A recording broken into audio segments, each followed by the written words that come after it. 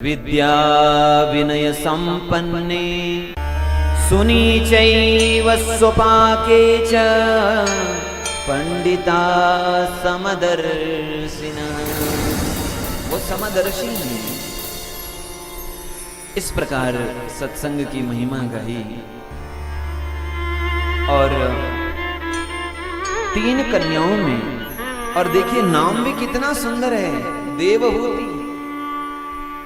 2 शब्द हैं, एक है देव, एक है हूति।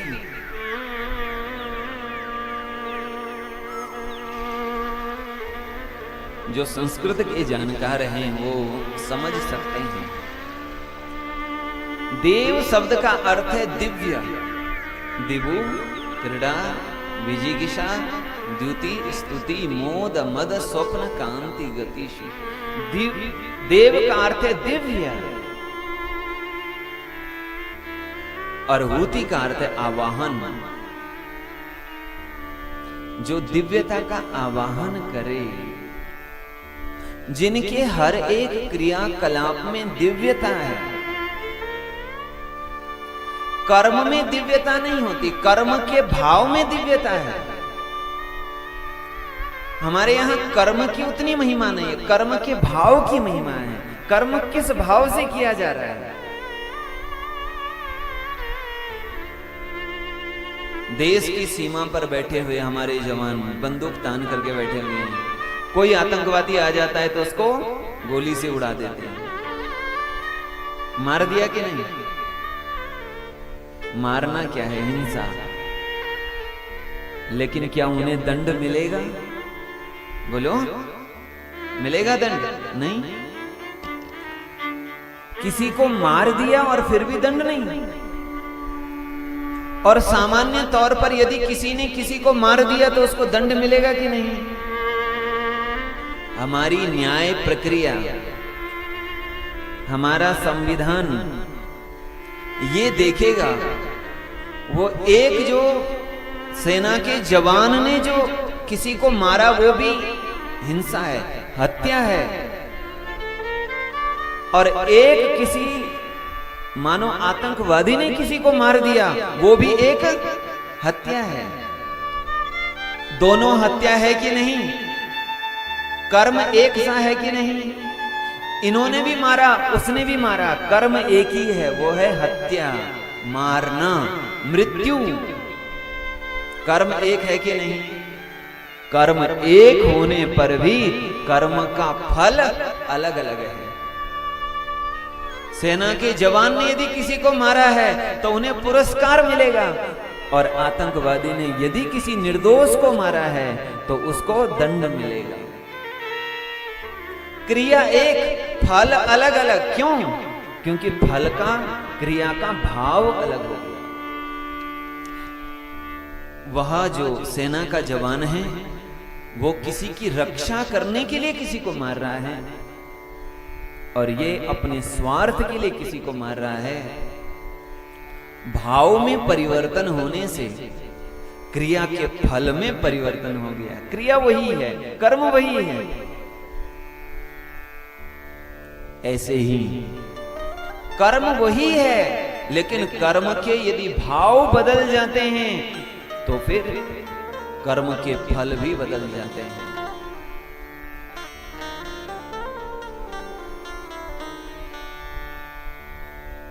घर में बड़ों की यदि नहीं सुनते हैं तो गुस्से में कभी कोई माताएं कह देती, जा जा मर। क्या कहते थे? जा मर। तो क्या बच्चा बुरा मानता है? क्यों? उसे पता है मां भले ही मर ऐसा कह रही है पर उसके भाव गलत नहीं है, गुस्से में कह रही है।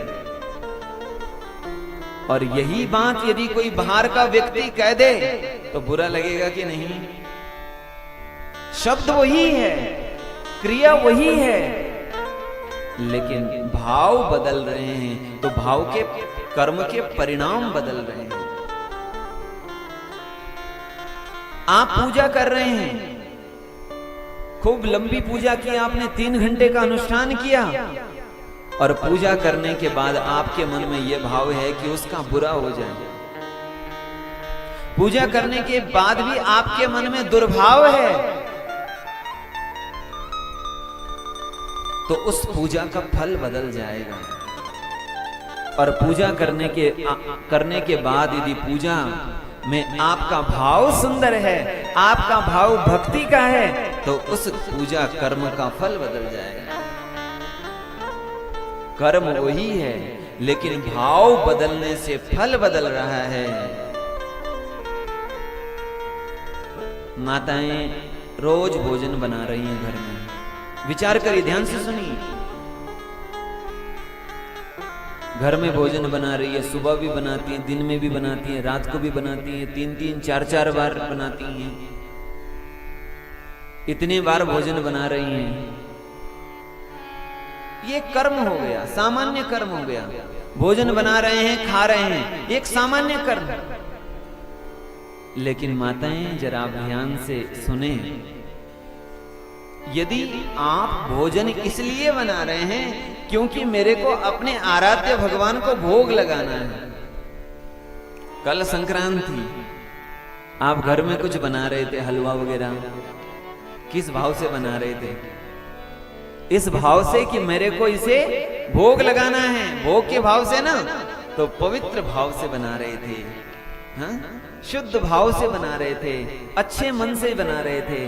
और जब आप उस भोजन को बड़े भाव से बना रहे थे, तो वो आपके जो भोजन बनाने की, प्रसाद बनाने की, हलवा बनाने की जो क्रिया है, वो क्रिया भी आपकी पूजा हो गई।